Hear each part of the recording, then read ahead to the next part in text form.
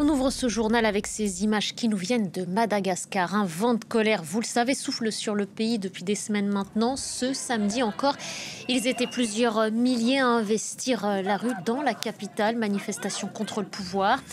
Il y a ces images et il y a cet appel aussi lancé aujourd'hui par un contingent de l'armée encourageant la désobéissance. Bonjour à vous, Gaëlle Borgia, vous êtes sur place pour France 24.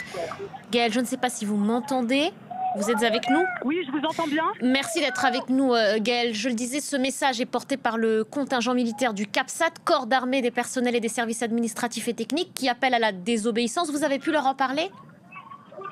Oui, on nous a autorisé à entrer dans la caserne du CAPSAT et les militaires ont confirmé leur message de désobéissance. À l'instant, je suis au centre-ville. Ils viennent de se rendre là où le gros des manifestants se trouve. Et je suis donc avec les manifestants un petit peu en retrait pour des raisons de sécurité. Mais là, il semblerait que les barricades tenues par les gendarmes sont forcées. Vous l'entendez autour de moi, les manifestants crient leur joie.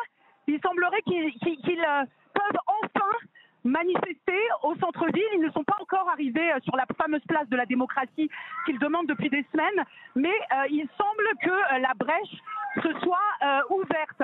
Donc là, je ne sais pas exactement ce qu'il se passe parce que je suis un petit peu en retrait avec les manifestants. On entend beaucoup de tirs. Il y a eu beaucoup de charges à la grenade lacrymogène et on ne sait pas encore ce qui se passe depuis que des éléments du CAPSAT sont allés au niveau de la barricade et au cœur des manifestations. Donc je vous en dirai plus tout à l'heure.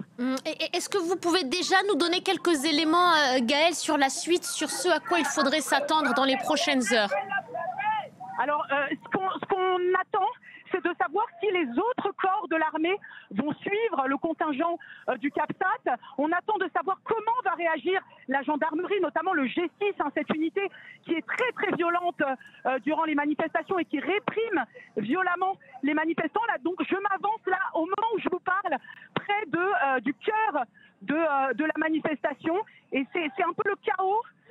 Il y a des barrages, des pneus en flammes, des manifestants un peu partout, avec des masques, des foulards.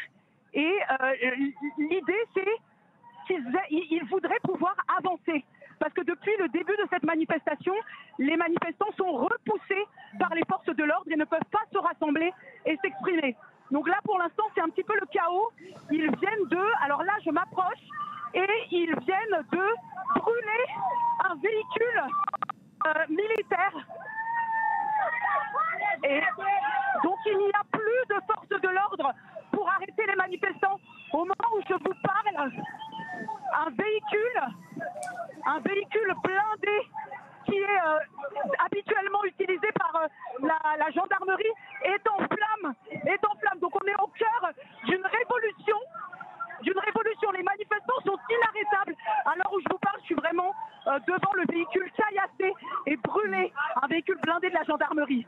Merci beaucoup, Gaëlle. On a bien compris ce qui se passait grâce à votre description pour le moins précise de ce qui est en train de se passer en ce moment même dans la capitale malgache. Les forces de l'ordre laissent donc ces manifestants hostiles au pouvoir évoluer complètement librement, sans barricades qui se dressent sur leur chemin. On essaiera de retrouver Gaëlle Borgia tout au long de cet après-midi pour refaire un point, ce que notre correspondante a qualifié à l'instant de révolution en cours. On y reviendra.